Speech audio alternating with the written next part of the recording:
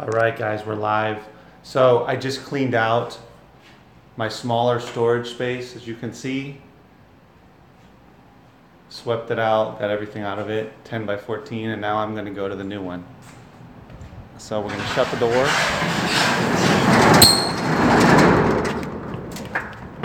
And head on over.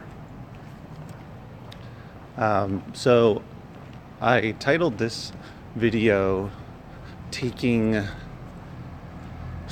the leap to grow your FBA business, and sometimes it's kind of frightening to do that. I know the little steps that I've taken have been a bit nerve-wracking, to say the least. And now that I'm going from a smaller storage unit to one double the size, kind of freaks me out a little bit too. But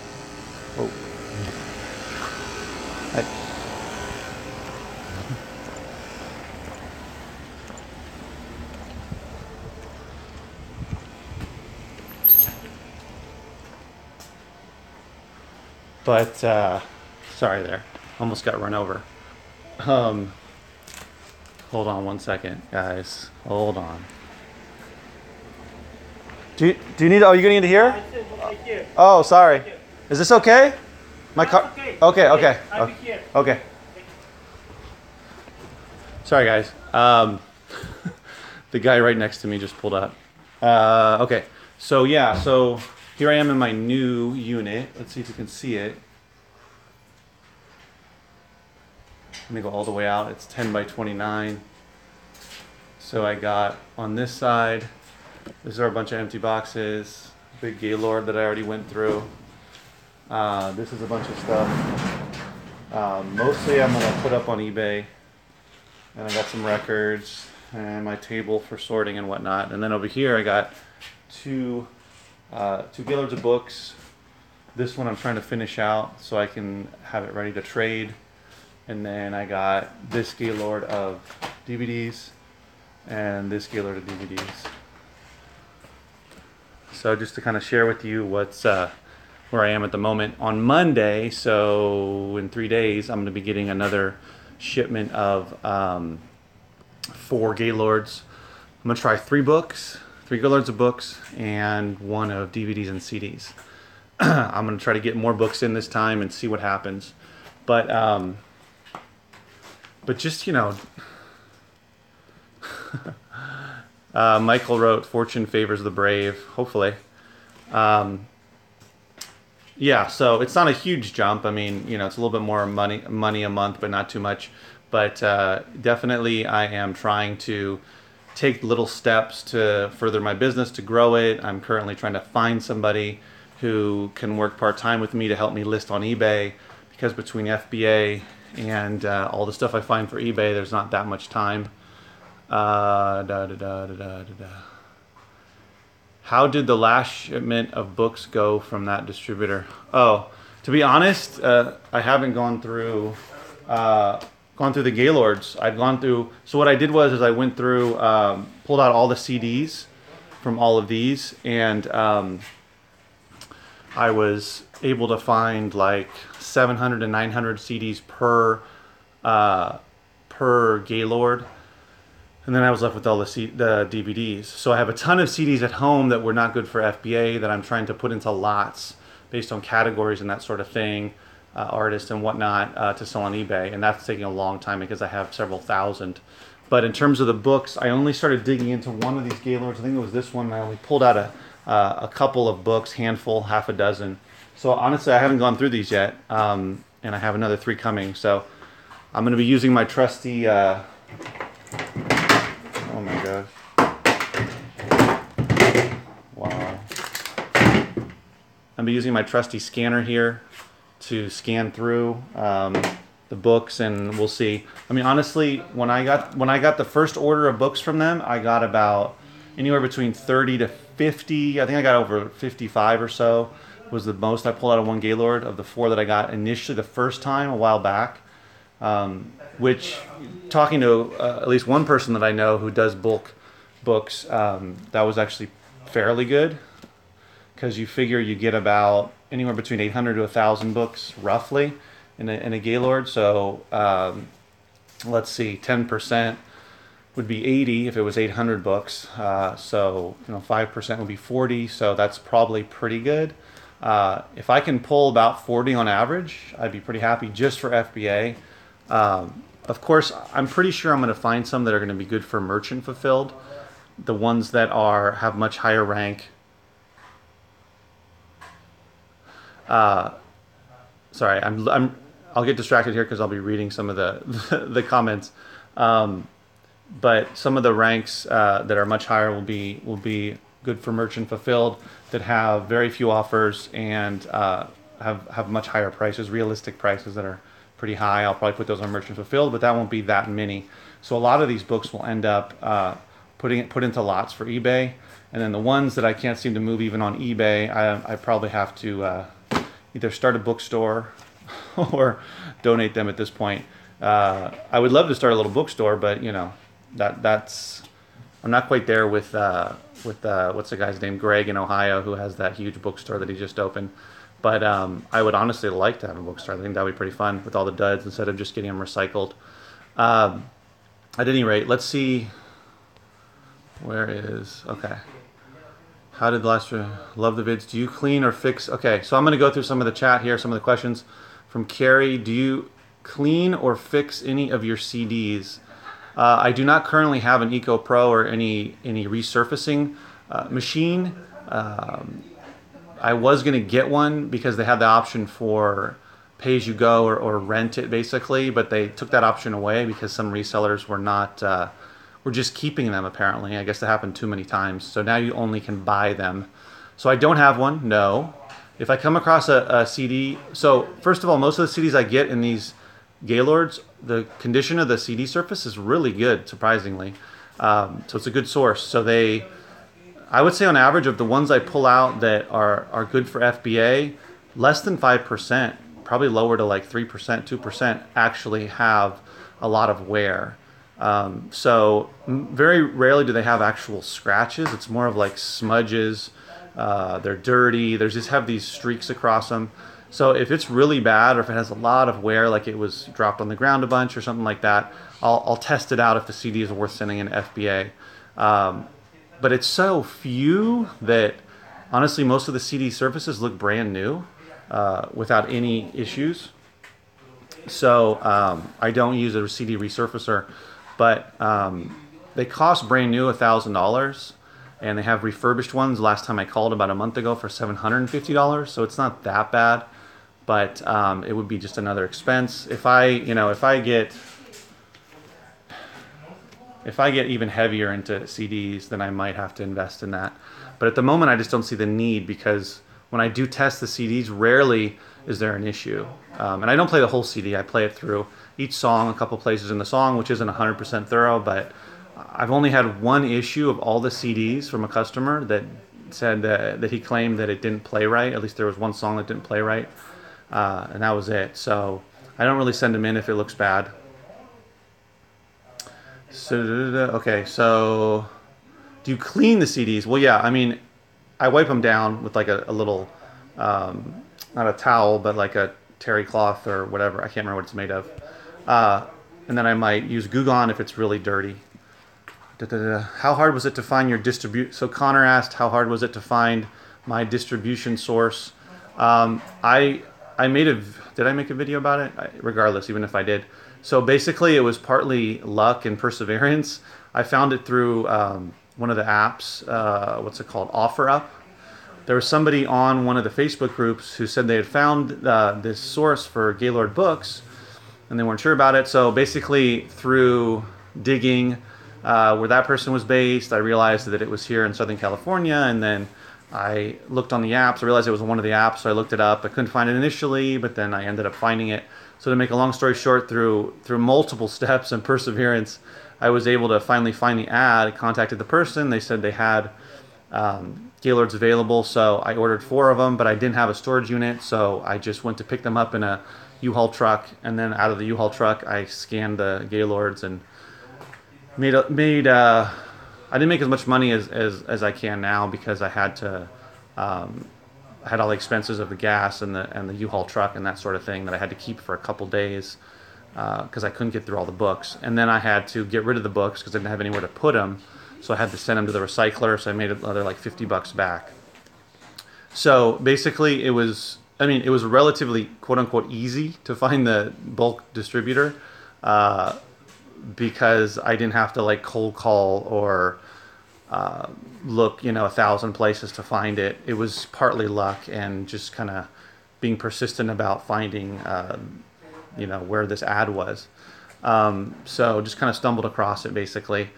But I always had my eyes open for it. I was always looking. I wanted to get into bulk. I did enjoy going to thrift stores and book sales, and I still do it, just much less.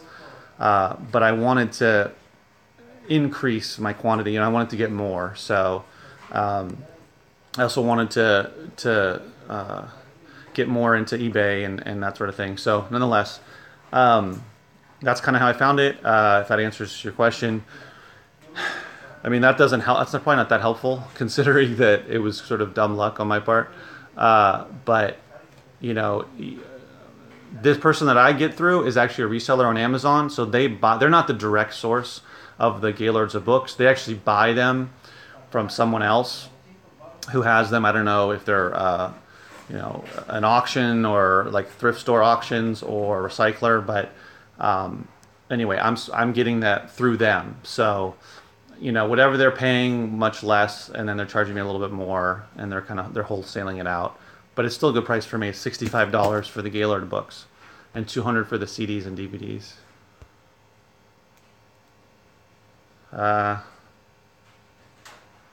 What is your book rate? Hold on. I don't know how to pronounce your first name. I don't know. Ugur. I don't want to butcher it. So what is your book rate? Oh boy. What is your book rate you sent to FBA from the Gaylords book? What is the book sent to? Book rate. I don't know what that means. Do you mean what is the percentage of books that I find in the Gaylords that are FBA worthy? Is probably around 5% or less. So it's pretty low, guys. That's kind of generally what it is for FBA. For merchant fulfilled, you're going to be able to find some more for a little higher priced books. I don't get any discounts on shipping, clearly, because I'm not doing that for merchant fulfilled, so I can't pull out the lower priced merchant fulfilled books. But for FBA, it's probably like 5% or less. And then Jeff said, or Empire Jeff said, attach your scanner to the back. Yeah, I'm weird about that. I sort of attach it. I don't attach it, but I put it on the back of my phone, and I am able to hold it there, so I don't have to have the Velcro and all that. But it's the same difference. It works the same. I have it right there. I'm holding onto it, and I'm able to scan really quickly. So in lieu of actually sticking the scanner on the back with Velcro, I put it there and hold it with my hand, and I have my finger on the little button here, and so I can just go along and scan and scan and scan really quickly. So it works out. Okay. Did you do anything special to get ungated to sell CDs or DVDs on Amazon? Whoops. So that's Connor's question. So in terms of CDs, I was grandfathered in. So November 1st of 2016, they closed the music category, actually, not just CDs. So if you were not already selling on Amazon and already selling CDs or music, then you weren't able to sell any after that. So they closed it off, basically. And then recently, last few months, 3 months or 4 months or so, they started gating certain sellers for what they called popular music titles, and it didn't seem to be popular at all. It seemed to be semi-random. And so some people were either kicked entirely off of CDs, or partially, or some, or a lot. I've seen some people say that they can't sell any CDs. Some people can say they can sell about half of what they could sell. Some it's like, 80%, 20%. So it varies. So I was already grandfathered in, Connor, and I didn't have to worry about that. But in terms of that wave of emails that people got, I didn't, knock on wood, get any of those. So I haven't been gated for any CDs at all. So I can still sell everything, thankfully, and which is why I push CDs a lot. In terms of, so that answers your question about that. In terms of DVDs, I cannot sell DVDs on Amazon. I was not, I believe they closed it back in 2014. And it's really difficult now to get approved to sell DVDs on Amazon, so I'm unable to do that. If someone here might know more about it in terms of how, or if it's even possible to get ungated to sell certain DVDs. But from what I hear from a lot of people, it's really difficult. And then even if you do, it's almost not worth it because Amazon is really strict about copywriting and infringements and that sort of thing. So I sell all DVDs on eBay, most of them in lots. There's certain more valuable, profitable titles that I'll put individually. Like what I'll do is I'll some DVDs as I've gone through this kind of stand out, like certain box sets and certain types of CDs that are DVDs that look more valuable, just look like a real unique niche type of category. So a lot of times I'll just scan it with FBA scan, and if it's a valuable DVD, I'll look it up on eBay and then I'll put it to the side. But I tend to put lots of DVDs. I mean, make DVD lots on for eBay. So kids lots, I sold all of the ones I put up. Special ones like horror, other things like that. TV shows. So put together different seasons of TV shows, even if they're not the entire season or series, it's fine. So those are the kind of things that I'll do. Yeah. Thomas said, or Taboo, sorry guys, I'm so bad. Taboo Thomas said that he was grandfathered in. Yeah. Did you do anything? Oh, whoops. Jeff asked, did you do any type of screening, or what questions did you ask them prior to getting the gaylords of books? So good question. So let's see. When I first contacted the person, she said, what did I ask her? I did write down some questions. Let me remember. I think I asked if the books had they gone through them? Were they sorted in any ways? Were books already pulled out for sale on Amazon or for sale anywhere? And she told me that absolutely not. They get it strictly from the source. They're unsorted. They haven't gone through them. Nobody else has gone through them. She didn't tell me what their source was, so I was a little bit shaky about that. But I didn't want to just give up on the potential source based on that information or lack of information. So I still went ahead with it. So I asked about, the sorting, and then, I asked what type of books they were. She said it was a mix. It was fiction and nonfiction, which, trust me, when I first went there, the first time I was super, super skeptical because I had bought one Gaylord before. If you go back to one of my videos from 2016, I had bought a Gaylord from a thrift store who said they were looking for somebody to consistently take every 2 weeks or so a Gaylord of books. And when I brought it home and started going through it, it was pretty bad. It was clear that they had gone through it, and if they weren't selling online, they were putting the more valuable titles out on their thrift store floor. So I was getting the duds big time. So it was just not very good. So I was a little skeptical for sure. So that's why I asked about whether they were sorted and what kind they were. And clearly, if for FBA, the better books are nonfiction. I mean, if you can get a Gaylord of only nonfiction, that's great, but I don't think that's pretty common. I think it's always going to be mixed in, from what I understand or from my experience. So yeah, Jeff, so I asked about whether the books had been gone through and what was it, fiction, nonfiction, and they said it was a mixture. And that's what it was. And so let's see if I had any other questions. Did I ask them any other questions? I might have asked them if they get them consistently, if they have consistent flow of books, and they said that they did. So that was really it. I mean, when I went there, I looked in and I saw the books. I mean, you can see here. That's probably not good for FBA. Skill build. I mean, you can see some of the books. Like you can just know. Like if you've been doing FBA for a while, But look at this. Okay, here's an example. So this one you're not going to send into FBA, right? But Diary of a Wimpy Kid, although this is the paperback, so this isn't as valuable as the hardback for eBay, but I've seen eBay hardback lots of Diary of a Wimpy Kid going for good money, like 25, 30 bucks, over 20 bucks anyway, for like 6 of them.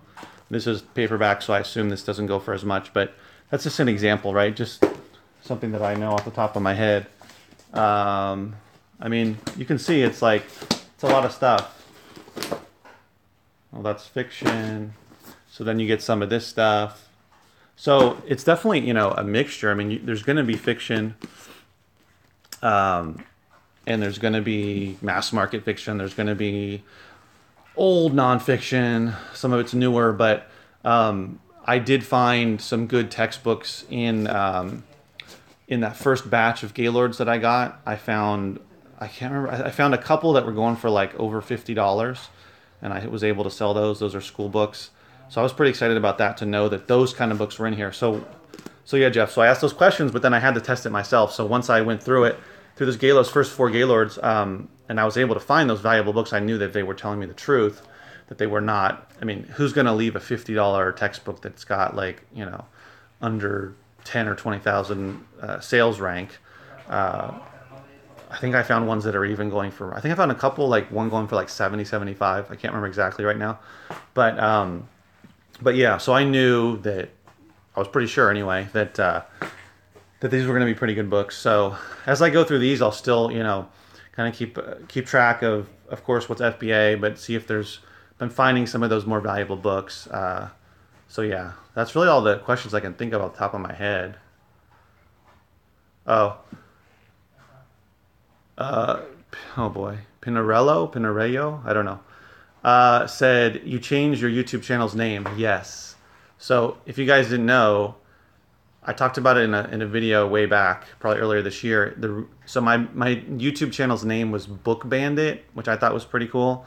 And I didn't, when I first came up with the name, I just thought of it and then put it on my channel, and that was it, right? I didn't do I didn't do any research to see if somebody already had the name. And it turns out that there's like an app and a website, and it's already, I don't know if it's trademarked or, yeah, I think it was trademarked or something like that. So the person, and I'd already had the channel up for like what, a year and a half or so, maybe more. And then I got this email, copyright infringement email through YouTube, and they basically said that it was a copyright infringement. Sorry guys, thinking here. Yeah, so it was a copyright infringement, so I had to change it. So I immediately changed it to Marshall Bookman, which was totally random, but, well, not completely random, but I couldn't think of anything better. I racked my brain and nothing came up. So anyway, so yeah, so I changed my name, or changed the YouTube name. So there you go. Cigar Outlaw, yeah, says, what's up? How you doing? Have you thought about using thrift booths for your duds rather than recycling? What are thrift booths? You mean like a mall, like an antique mall? So let me know if you're still here, Wayne. I looked into a local, it's called Antique Mall, and I asked, well, do books sell well there? And they said they don't. So I wasn't, you know, I haven't gone down there. I just talked to them over the phone.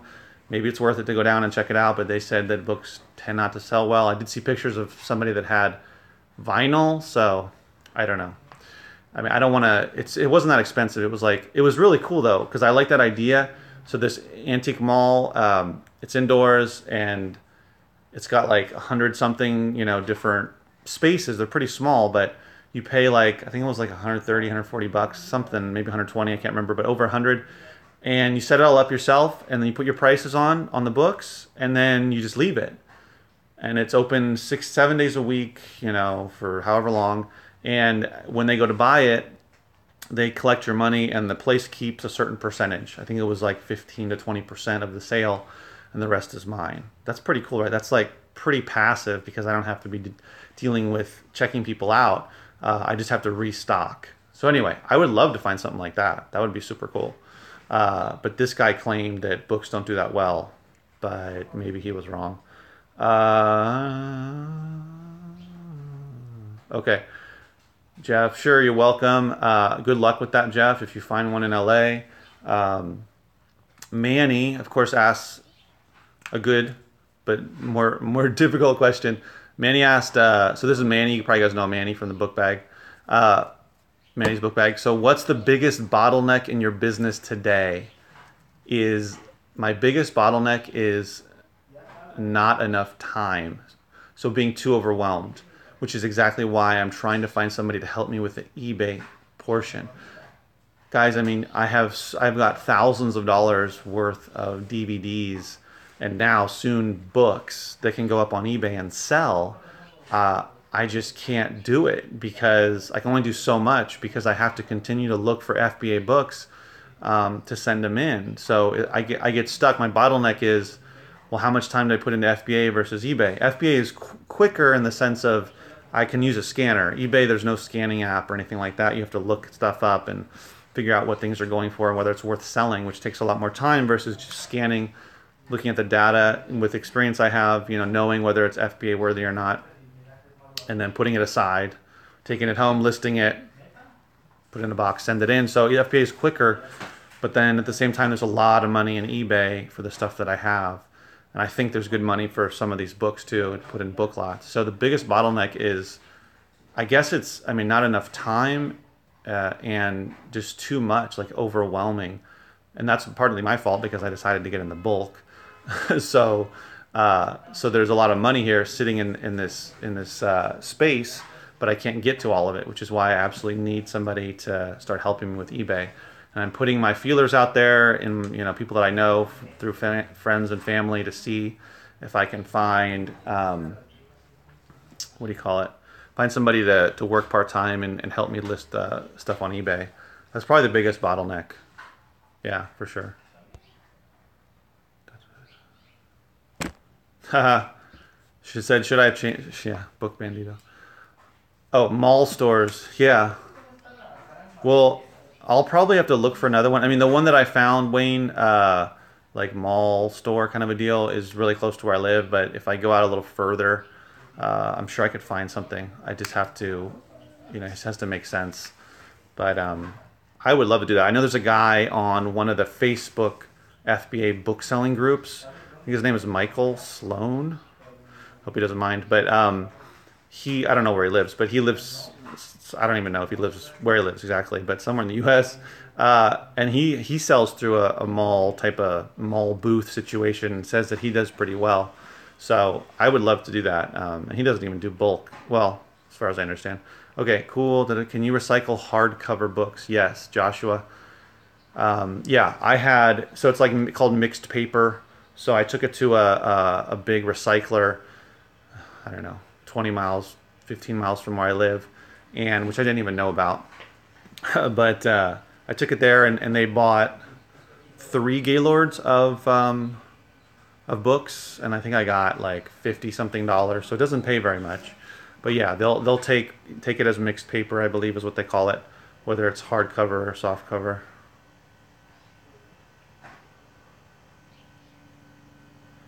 Says, I heard of some retail book places in Atlanta that buy books. That's where I drop off my duds and Amazon long tails. Yeah.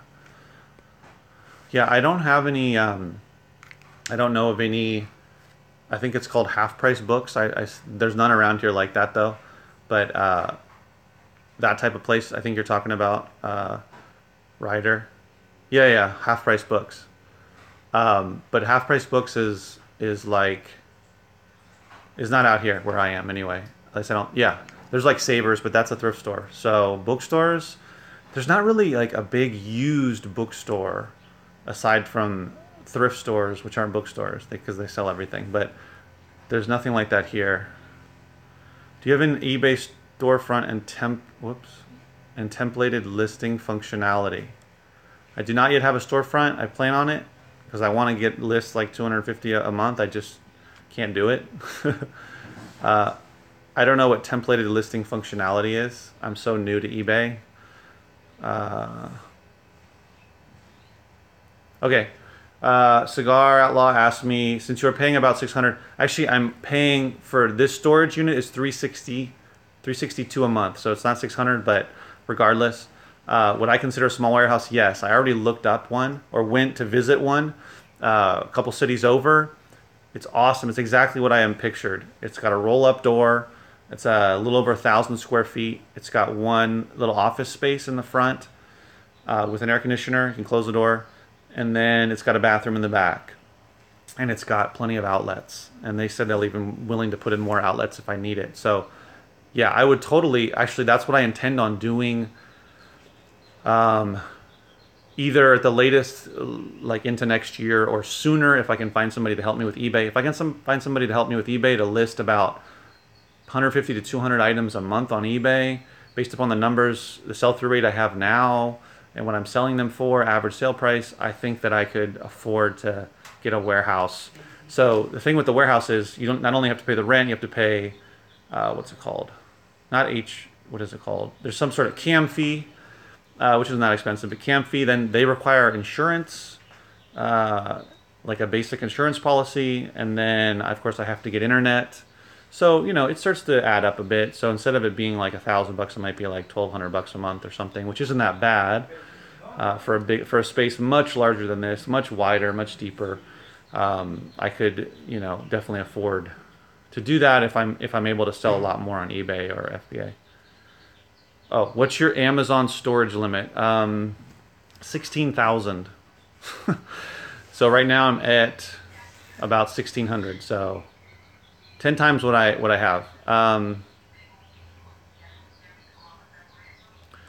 Empire says Markdown Manager on eBay alone is key. Great feature with the storefront. Okay. Yeah. Trust me, the storefront, I mean, it's only what, $25 a month, right? For the 250 max or limit a month, I believe. So that's not much considering I'm only able to do 50 free, insertion free fees listings a month right now. So I definitely want to do it. It's just, eBay takes a lot more time between the photos. That's the other thing, guys. You guys that do eBay, you take your own photos of the items, right? You're not using a generic photo, or are you? Or are you only using your own photos when there's something like damage or something in particular you want to show? I'd be curious about that. I thought you had 2 spaces. Well, so no, I moved from that smaller space to this bigger space. So the smaller space is empty now, and I'm just gonna keep this bigger one. I have to go fill out the paperwork and whatnot. So yeah,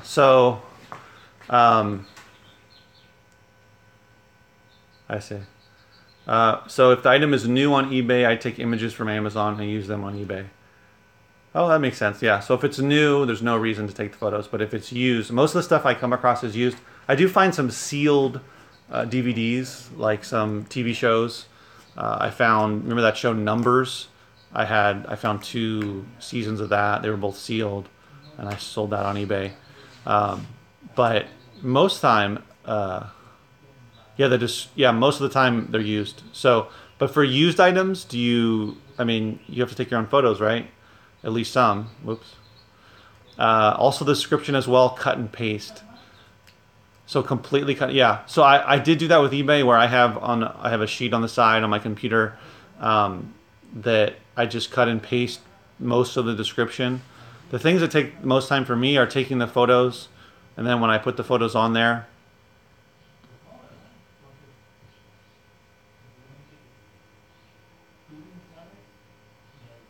Anyway.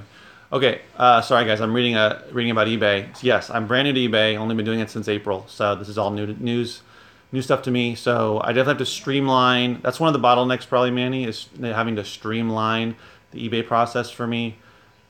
Amazon, the FBA is pretty streamlined because now I'm using Exceller list, so I'm able to list it a lot quicker, able to know which warehouse they're going to, using the label writer, the Dymo.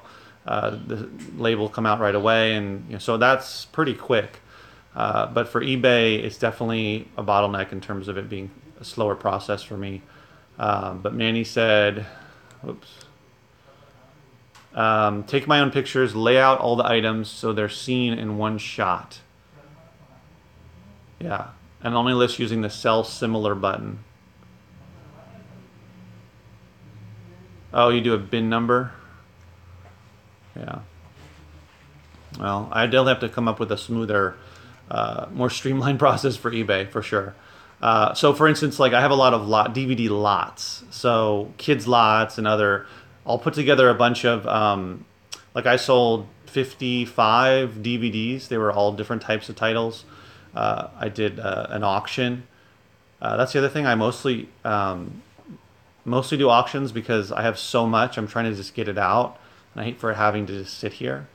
So I do a lot of auctions for the CD or the DVD lots. And so I did one where it was like 55 DVDs. So I had to take pictures, of the DVDs to show the titles, and then I had to weigh it. That's the other thing about shipping. I mean, do you guys, each time that you list it, do you weigh it, or how do you deal with that? This is becoming a Q&A, and I'm asking you guys questions, even though this is my video. But nonetheless, we don't have to go through all that. So yeah, guys. So if you don't have any more questions, whoops. I think that's about it. This is turning into quite a long video, but it's been fun. 35 minutes now. 17 of you watching, which is awesome. You definitely weigh and measure first to make sure shipping is accurate. Yeah, that's what I do. I mean, I have that little scale, little postal scale that holds up to 100 pounds, and I'm able to weigh the items so I can have a good idea of what it's going to cost. Because I don't usually charge I don't usually allow free shipping as of now. Just unless it's like a really high priced item, maybe I'll do free shipping, especially if everyone else is doing it. But I usually don't. I have the buyers pay for the shipping, and I have to say I really like eBay because here's sort of like the issue I have, or not an issue, but I don't know what it's called, but basically, I love Amazon. I love FBA because I can send the stuff away, right? But then it's out of my hands. So whether it's en route there, whether it's being mishandled potentially by Amazon workers, and then once it's boxed, and I just once it's out of your hands, it's good, but at the same time, it's kind of worrisome because I just got a negative.